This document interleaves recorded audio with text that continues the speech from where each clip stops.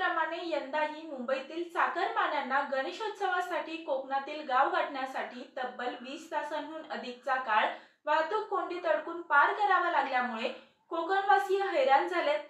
सरकारने मुंबई गोवा महामार्गावरील वाहतूक सुरळीत असल्याचा दावा केला होता, मात्र हा दावा वाहतूक विभागाच्या चुकीच्या नियोजनामुळे आणि रस्त्यावरील खड्ड्यांमुळे फोल ठरला। शेकडो वाहने एकाच वेळी रस्त्यावर धावणार असल्याचे माहीत असतानाही रस्त्यावरील खड्ड्यांमुळे आणि नियोजन नसल्याने कोकणात जाणाऱ्या ज्येष्ठ नागरिक, बालक आणि महिला प्रवाशांना प्रचंड हाल सहन करत खडतर प्रवासाचा अनुभव गुरुवारी रात्रीपासून शुक्रवारी संध्याकाळपर्यंत आला। मागील काही दिवसांपूर्वीच याच महामार्गाची मुख्यमंत्री एकनाथ शिंदे यांनी पाहणी करून खड्डे बुजवण्याचे आदेश प्रशासनाला दिल्यानंतरही परिस्थिती बदलू शकली नाही।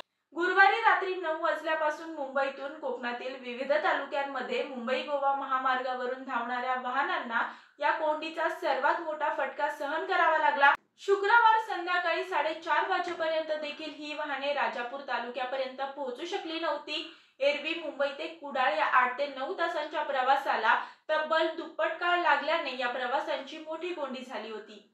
मी वर्षा काटेकर, योद्धा न्यूज, नवी मुंबई।